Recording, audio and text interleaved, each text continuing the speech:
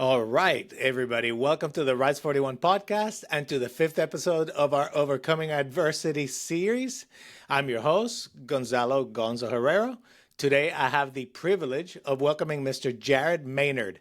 He is an HLH survivor, and we'll explain what that is shortly, and now a physio and strength coach who has found his calling, not just training folks, but inspiring them. He also has an amazing tale, and a truly amazing tale of overcoming adversity that was so incredible. I had to just reach out and ask him to come on the podcast and share with you all because it truly is remarkable. So with that, welcome, Jared. Please tell us a little bit about yourself. Absolutely. Thanks for having me on, Gonzalo. I really appreciate the invite, man. And yeah, it's been quite the ride in not very long of a time. But as you said, I'm a physiotherapist, I'm a strength coach, competitive powerlifter. I am a business owner and entrepreneur, moving into writing and speaking as well. I'm a continuing education provider, especially for physical therapists, chiropractors, other people in the healthcare field, especially who want to work with athletes. And I didn't start off as an athlete. I grew up as a fat kid who would hide in my parents' basement on beautiful summer days and just watch TV all day long. And that really, if it confused my parents, and they really wanted me to be out doing sports and like being active like most of the other kids. So they tried to find a sport or activity that I really took to. We tried a whole bunch. Tried baseball, basketball, we tried tennis, more that I've forgotten immediately afterwards. I stuck with a couple. Basketball was one of them, but they never really stuck. They never really felt like I fit in. They never felt like I was good at them because I wasn't. And it wasn't until we found martial arts and Kung Fu specifically that I really took to it. Could have been because I grew up watching Power Rangers as a kid. I don't know. I'll go with it. Maybe it's a valid, Maybe, valid theory. I wanted to be the Red Ranger. I was mad they didn't name me Jason after the Red Ranger. So, got into that. And it was a turning point for me for sure, where not only did I start to do things physically and I stuck with it more consistently, but also I started to learn what it felt like to be comfortable in my skin. I learned discipline and communication and teamwork and all these other qualities that I didn't know I was going to learn, but it really felt good to finally fit in and find something that anchored me. And then did that for a number of years. Then we had a tradition of family movie night every Friday night. We'd pick a movie, gather around in the family room and watch. And one of the movies was Remember the Titans with Denzel Washington.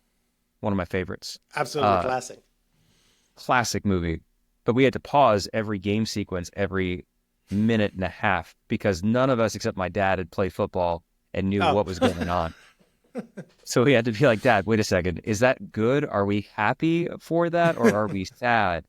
So went through that. I caught the bug and immediately went out, signed up for a summer training camp for football.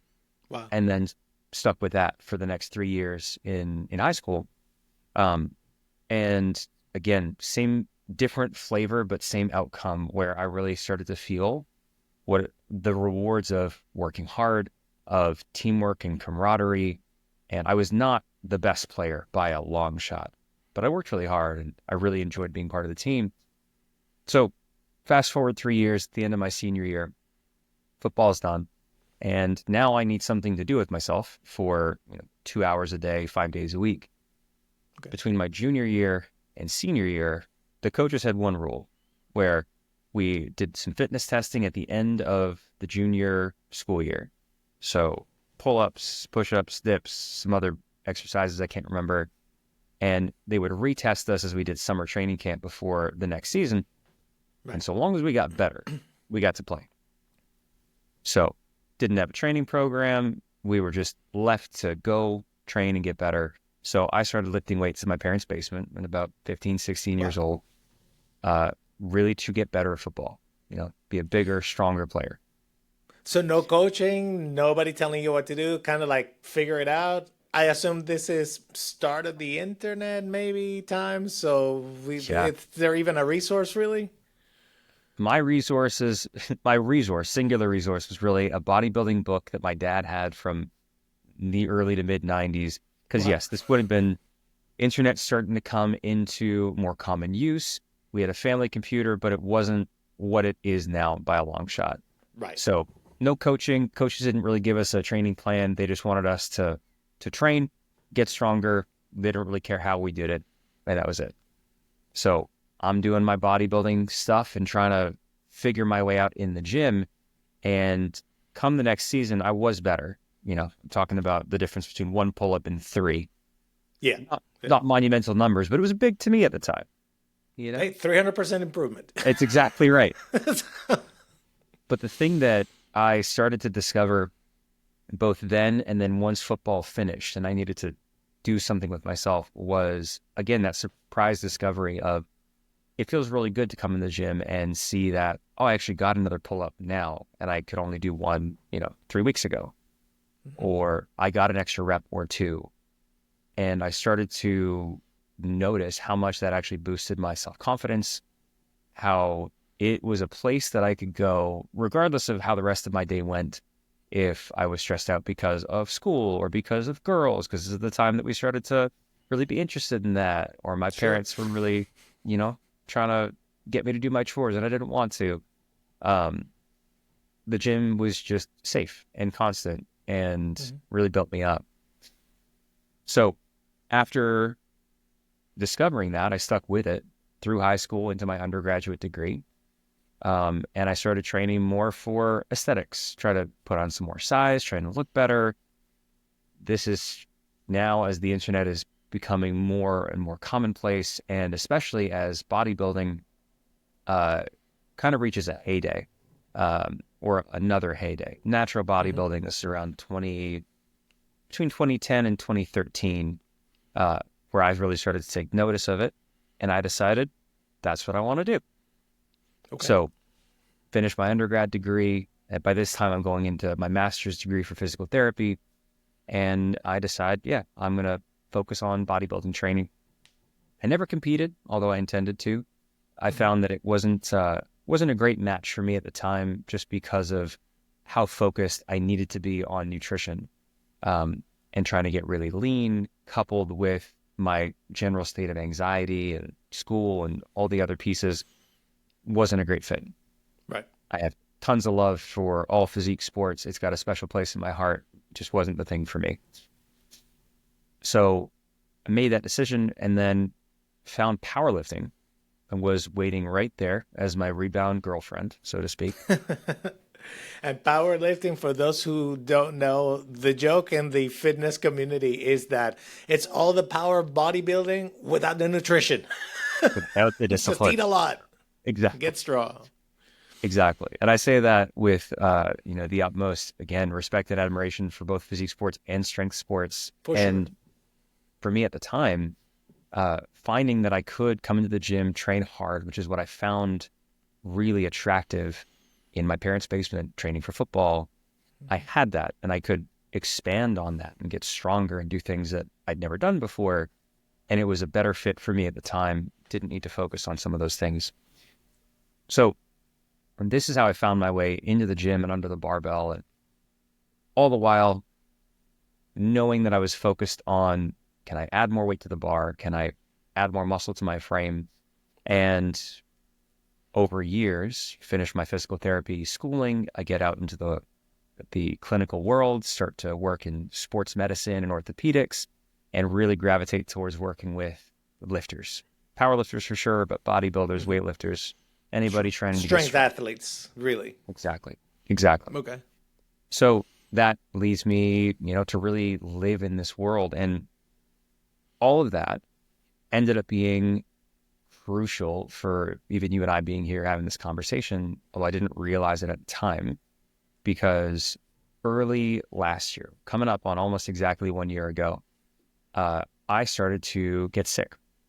Right. And went to go see my parents for New Year's. We had a lovely visit, came back the next day. It was January 2nd, and I started to feel a bit sick, but didn't think much of it. It's cold and flu season. So go through the week, and I sure feel like I've got a cold or a flu, and the rest of my family has it. My wife and my 3 daughters have it. But a week later, they are better, and I'm getting worse. So by about 2 weeks in, it had progressed from fatigue and general fatigue, congestion, things that you'd expect, to more pressure in my sinuses. So went to see my nurse practitioner at the time. She thought, it seems like a sinus infection. And I thought the same. Tried some antibiotics. A week later, it's not any better. And it's also now turned into insomnia, which I had never had before. And lymph nodes are swollen. Things aren't good. So this is now progressed over like 3 weeks now. It's lengthy. Yeah, exactly. Okay. Exactly. It's about 2.5, 3 weeks at this point. Excuse me 1 second. Sure. And we went to a smaller hospital, not too far from where we live, got seen in the emergency department, got prescribed a sleeping medication, and was also diagnosed as having mononucleosis, which it's a viral infection. Surprise to me. I'd never had mono, neither had my wife, and it's the kissing disease everyone up to, right? Yeah. They're like, but okay, I guess I talked into a microphone in the wrong place or something, maybe. Who knows? Exactly. So, okay, that's what we got. So sent back home to try to rest and recoup because it just has to run its course. About 3 or 4 days after that emergency visit, my wife looks at me and she says, "Your skin is yellow." Okay. And we both knew that was bad news bears. Yeah, now we're talking jaundice. We're talking serious symptoms. Okay. Exactly. So we knew something was up with my liver, and we had to go to a bigger hospital. It was a little further away.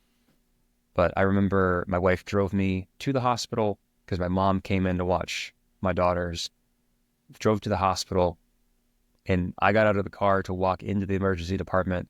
My heart is racing. And the nurse who is at the door doing triage takes my blood pressure, takes my heart rate. My heart rate is around 180, 185, just standing and walking in.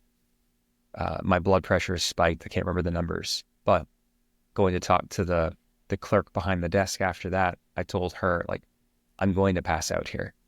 And I did, or came pretty close. So then begins my memory of the next 5-6 days that is spotty at best. But I was admitted to the ER. I was delirious. My liver was shutting down and failing, hence the jaundice, the yellow skin. And it became kind of a mad dash to figure out what all was going on. I had lymph nodes that were incredibly swollen all through my neck and shoulders. I also started to cough up blood. My vision was fading. I have a genetic eye condition that existed before this, but it was like life had a dimmer switch and you turn down the brightness 50%. Wow. Just suddenly. And started to experience delirium, being paranoid, not really knowing what was going on, and scan after scan and test after test. And it was my wife and my mom and dad who held vigil in shifts by my bedside to figure out what was going on. And 6 days later, I was in the ICU on life support. Oh my God. On a ventilator, had to have dialysis. I was in a medically induced coma, essentially. And it was around this time or just before that we landed on the diagnosis of me having HLH, which is a rare disease. It's not a true autoimmune disease. I would describe to me as being autoimmune-ish, but it's a hyperinflammatory disease where your immune system gets ramped up to 11, starts attacking healthy cells and organs, especially your red blood cells. Wow. And depending on the type and the statistics that you're looking at, for adult onset HLH or secondary HLH, which I had, fatality rate is about 57% or higher. Wow. So not good odds. Not good odds. We're talking a coin flip. So yeah, I'm on life support, and I stay on life support for 5 weeks. Taking a step back with HLH, as I mentioned, there are two main categories. There's primary, which has a genetic component. I didn't have that one. That usually shows up in children.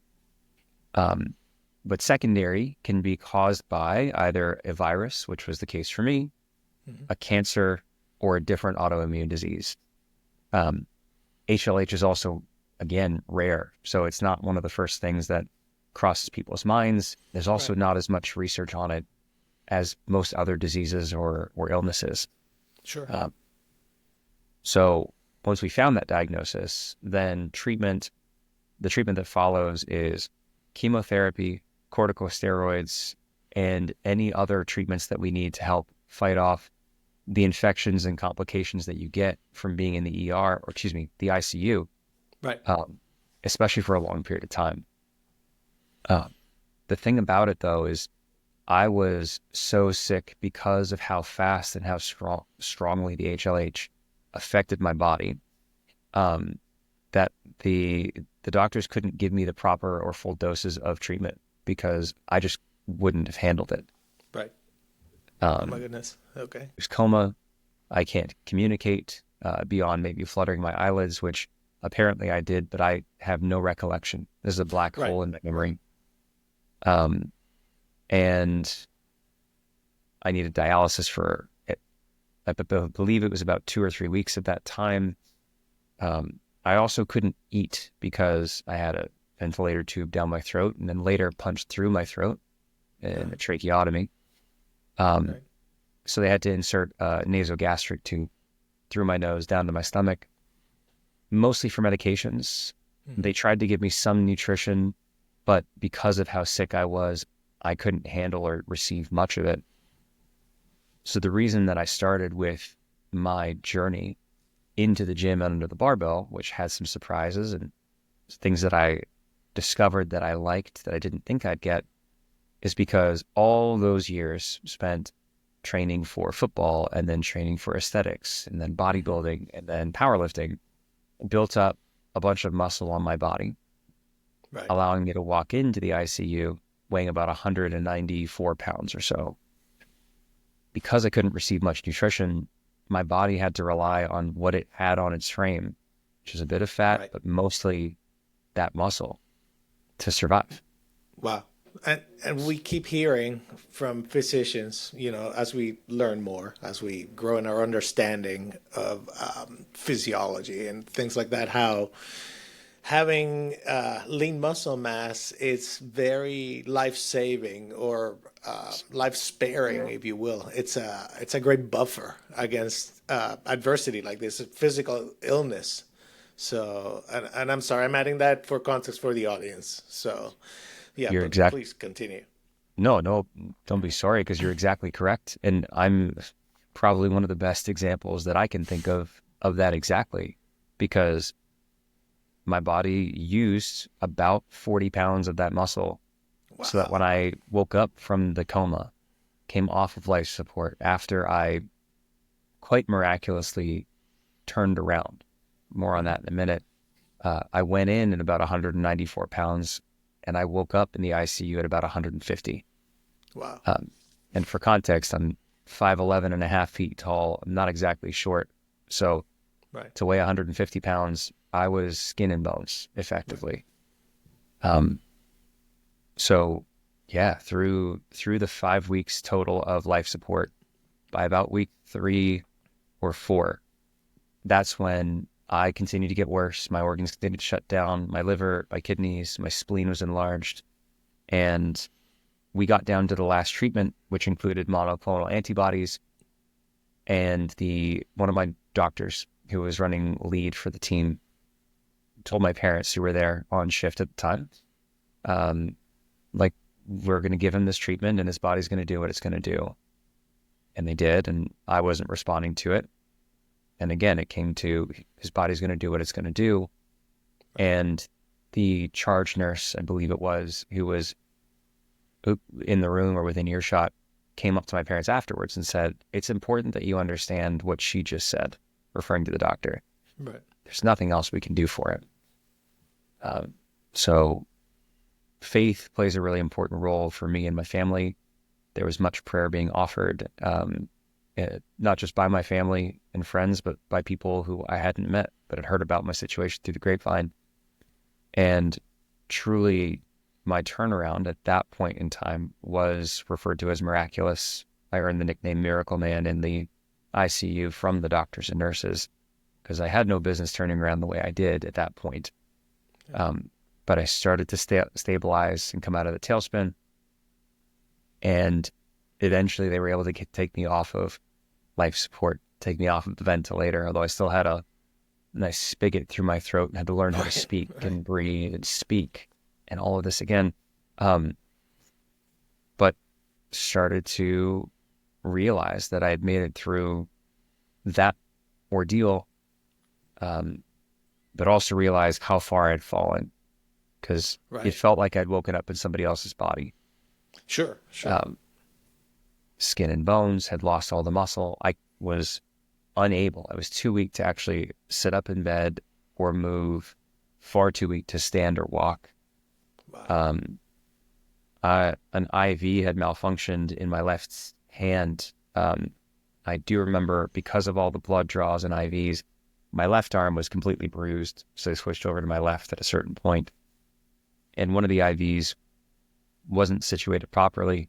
So whatever medication they were trying to give me didn't go into the vein. It stayed in my wrist and my hand. So all of this tissue was blackened and dead, essentially. Right. So I woke up and it looked like somebody taken my hand and given me somebody else's. And it was a complete paradigm shift. So as I processed all of this, which was a lot of processing, I knew I had a long way to go to make it out of the hospital and back to my family. And I knew it wasn't going to be anything close to easy, but I also resolved to do what I had to do. I figured if I'm not dead yet and I've got a chance to fight, then damn it, I'm going to fight. Yeah. So. And as a person of faith, I assume that you start thinking like, there's a reason for this, there's a design. I had to believe, and there was a lot of anger and sorrow and grief. So during this time, and still now, I really reflected a lot on and found some comfort in the story of Job, not knowing the reason why, and leaving space for that grief and the processing, but also trusting that there's a path to walk and I'd be given the grace to walk it. It was enough, although it had to be an hour by hour decision most days. I'm sure. Like you have to adapt to it. It's a completely life-changing circumstance. You're not going to just automatically flip a switch and be like, oh, I'm good with it. There's processing, there's understanding, there's coming to grips with it. What does it look like in the future, I would imagine. So absolutely. It was the uncertainty of what does it look like? How do I get back home to my family? How do I get back to taking care of my clients? Because I had a business that was running mostly because of me. I had a little bit of help, but I had clients that needed taken care of. And incredibly, my now business partner, John, he and I have been friends for a long time. We ran similar businesses, and my other business partner at the time asked John if he'd be willing to step in and essentially merge the two businesses so that he could help make sure clients were taken care of. Right. If we were essentially on move forward still. Exactly. And we were on that trajectory already. We were heading that way, but thankfully John was willing to step in really awful circumstances. And yeah, we've officially merged, and now we're working on the business together. But to your point, I was trying to figure out, how do I get back to my people? And that process was quite involved, where physical therapy was a mainstay, which was interesting as a physical therapist myself. It was positive is that I knew what was going on. The negative is that I understood what was going on and how difficult this was going to be. Heal thyself thing, right? Exactly. So, wow. But had to learn how to sit up in bed and have my blood pressure not spike so I didn't pass out. And then learn to stand And it was really strange because excuse me again, I would try to stand and I knew what I wanted my body to do, but it just didn't have the capacity to do it at all. I knew I wanted to get up on my toes or take a step, and it just did not have the ability or the strength to do it. Wow. Which is a really terrifying thing to come to grips with when you've been used to having a fully functioning body. You're used to being someone who's strong and capable. Right. And that's a source of your identity. Sitting and then standing and then taking a step and then 5 and then walking down the hall. And, I'm making it sound neat and tidy and sequential, but it absolutely wasn't. During this time, I was learning how to speak again because I had that spigot in my throat. We had to work my way off of that. I had to learn how to swallow because, again, the ventilator and not eating or drinking for 5 weeks, your throat muscles, they would atrophy like any other muscles.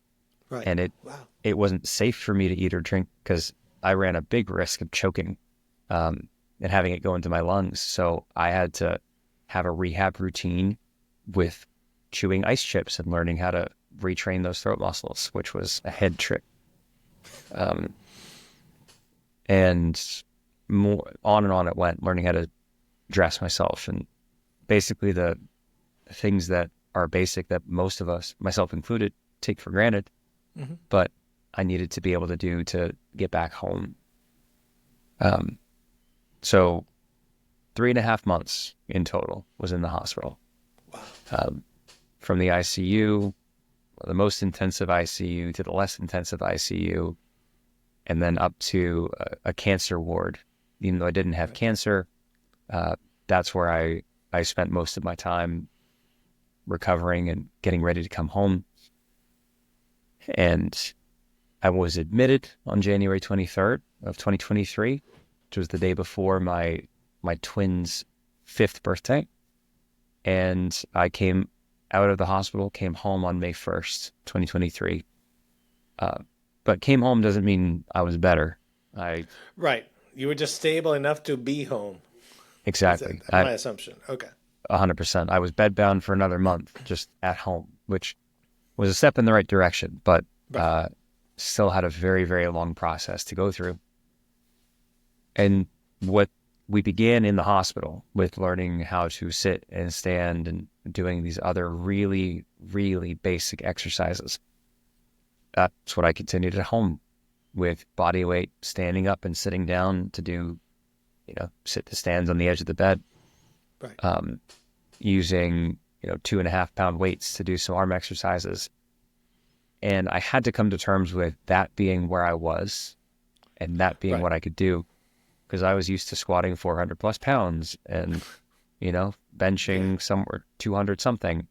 Right. But that didn't serve me and I couldn't focus on it. So it came down to doing what I could do. And eventually, about a month after getting home, I walked down the steps, both sets of steps, to my basement where I've got a home gym, and was able to continue my rehab, still with an empty barbell, and then eventually with a little bit of weight on there. Right.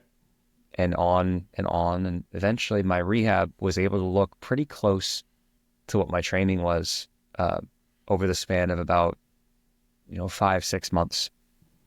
Wow. And then early this year, 2024, I decided, okay, I think I've made enough progress for me to start thinking about when the first powerlifting competition could be for me to come back. You got to aim for something, right? All of a sudden, give yourself that direction. Exactly. That's phenomenal, though. Yeah, because I competed a number of times, before all this had happened, and I had no idea really what I was going to hit on the platform when I eventually competed again. I knew we'd have a better idea the closer we got, but I was committed to just focusing on the process, doing the best that I could, and the numbers would take care of themselves. Right. So the first competition back was May 24th, if I remember correctly, this year. And I was able to, I had a perfect day, which is unusual in powerlifting, where You get 9 attempts. I made all 9 successfully. I also hit a lifetime PR on my deadlift of 501. Wow. And That's pretty impressive. For those it, of you who don't know about powerlifting or weightlifting, the power to weight ratio I'm figuring out in my head there is pretty high. yeah, So, it came back really, really well, which was incredible. And then also there's something called the DOTS coefficient, where basically, depending on your body weight and how much you lift, you get the score, so you can compare how good of a lifter you are to men and women in different weight classes. So right. I had a PR there as well. Wow. I think some of the most incredible pieces of that day, though, beyond just the numbers, I guess there were 2. One is the gratitude that I had through the whole day, and how much fun I had, because I was acutely aware that there was nothing guaranteeing that I was going to see that day or be able to compete. Right. Or So even be around for exactly, that day. Wow. exactly. So the fact that I was there, the fact that I got to do this thing that I chose to do and have some fun, that was enough. And the numbers would take care of themselves. And the second, arguably bigger thing, was that my wife and my daughters were in the crowd. And it was the first time that my daughters got a chance to see me compete. And they saw the whole thing, from me being healthy and happy to the day that Daddy left the house and didn't come back for 3 months. Right. And when he did come back, he looked totally different. And they saw me start to rebuild, and they were with me in the gym many of those days. And they saw me on the platform and were cheering me on. And I mean, for anybody who doesn't have kids, you don't need pre-workout when you have your 60-year-old yelling on the mic, "Go, Dad, go!" Oh, for sure, for sure, and especially given all this context, in the background, this is a moment of true joy, I would imagine, or like Pure joy, true bliss, right there. bliss, gratitude, and like you said, gratitude. yes, That's the word for it, for sure. yeah. And it was something that they got to share in, but also all of the people, both near and far, people who have been friends and family for a long period of time, and people who I hadn't actually ever met, but who in various ways had cheered me on and supported my family. People donated money while I was sick, which was an incredible help, because it allowed me to focus on recovering, knowing that my wife and daughters had bills covered and they were okay. Right. That they were cared for, and yeah, Exactly. I mean, I can only imagine the stress of that. Yeah, we had people come by our house and fill up our freezer or bring food, so that, again, my family had food to eat. Sure. So the win on the platform really felt like something I hoped that everyone would be able to share in, because it truly took a village. Wow. It So did. So let me ask you, huge milestone, incredible story. So what's happening now and what happens next in the story? Like, what are yeah, you thinking? Goals, aspirations? What's the yeah. future look like?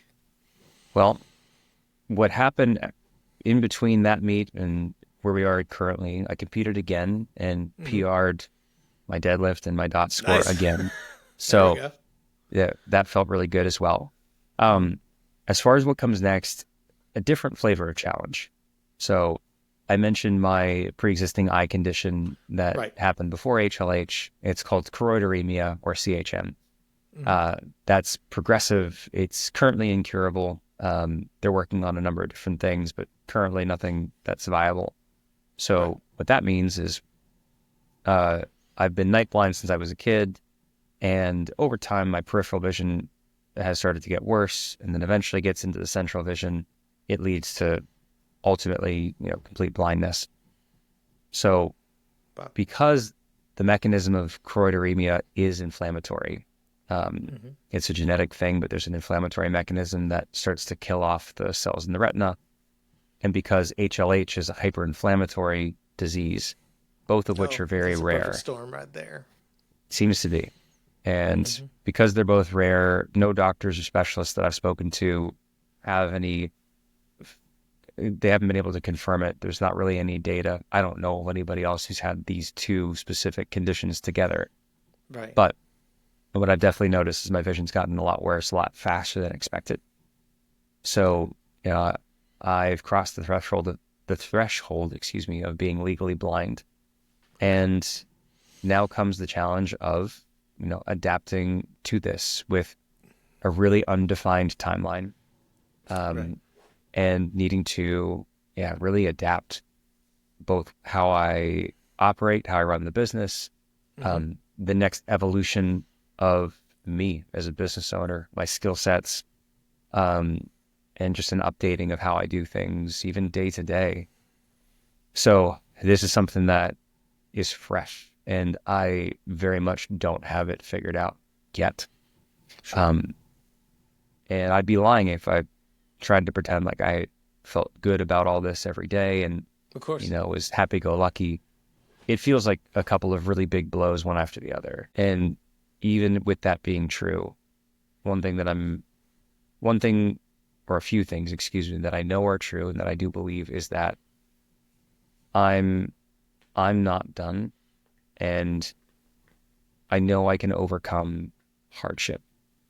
And doesn't mean that I emerge completely unscathed or unscarred, but just like in the hospital when I knew that it was going to be a long road with many challenges, but deciding that as long as I was alive and had some fight in me, I was going to fight for it. Yeah. It's the same thing now. It's just figuring out And that path, right? Now that's the using that strong faith you have to help navigate this new circumstance. yes, Wow. exactly. Impressive. Thank you. And with that, I know that even though things are changing with my eyesight and the path is as yet unclear, I'm still me, and I will continue to Right. be me. And I'm blessed with a family and a support network who believe in me and are here to support. I also believe that I have a purpose here that's greater than just myself. I have things to share, knowledge that I've accumulated that literally saved my life in the hospital. Right. And empathy, perhaps experiences that can help other people feel seen, heard, inspired, or motivated to take the next step for them, whatever that is. Right. And that's something that, even though some of my vision is not clear, that piece of it is absolutely clear. So That's that's what I'm amazing. shooting for. Like this is the reason why we're talking, because the story as a whole, I mean, it's truly incredible. The arc and the experience you've gone through and how you're choosing to view it is truly inspirational. A lot of people would have been a lot more bitter and a lot more unfocused on the lessons learned. You've chosen to utilize gratitude to forge that way forward, and I can't say how much I admire that. That's incredible. Thank you. That strength of character is truly remarkable. So, wow. Thank you. So with that, do you have the final thoughts? We always ask in the podcast, like, if you have any pearls of wisdom that you want to share with the audience, as far as something that they can take away, give it to Absolutely. us, if you will. Yeah. I think it boils down to maybe two or three things for me. And the first is that strength saves lives. And I am a prime example of it. And strength is not purely physical, although that's certainly a component. As you said, we've got plenty of research to show that skeletal muscle, is the closest thing to a fountain of youth that we have right now. So building that up, taking care of your physical health, not perfectly. Sometimes we, myself absolutely included, can fall into the trap of thinking it has to be perfect. We have to have the right time and have the perfect plan and be good all the time. And that's BS. It doesn't happen like that. And ultimately, small, imperfect steps, but taken more consistently, that's going to move the needle more for you than waiting for the perfect time that actually never happens. True. Yeah. Perfection is the enemy of getting it done. Exactly.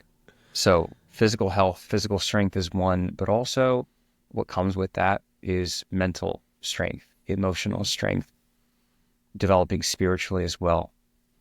Sure. Those are things that will serve you, whoever's listening right now, will serve you today and tomorrow, but it'll also be an insurance policy that I hope you never have to cash in like I did.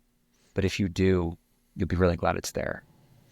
For sure. For sure. So it's resiliency in all things, physical, mental, and spiritual. Definitely. Absolutely. And the Having last that thing, awareness. totally. Wow. The last thing I'd say is, even if you're not sure of exactly how your path is going to unfold, if you are like me and you love to know, you like to plan to a T and have your 5-year plan and feel like you're in control, most of it's a lie. There's so many things that we can't It control. really is day by day, right? Like the It's day, real reality is really day by day. it's day by day. And if you are listening to these words right now, then you're here, you have breath in your lungs. It's good that you're here. And all you need to do is make that next choice in line with the person that you wish to be. Doesn't have to be perfect. Just make that next choice and then the next one. And if there's anything that I can do to support, more than happy, and just keep going. Amazing. Well, and with those words, thank you so much for sharing, Jared. Really, truly an incredible story. And with that, we'll sign off here with the podcast. All right, everybody, thank you for joining us. Please like and subscribe, and we'll be back soon with another episode and story of inspirational, unique, and amazing people like Jared that inspires and show everyone how to overcome adversity. And with that, thank you, everyone. Remember, assess, adapt, overcome. Rise 41 out. Bye-bye.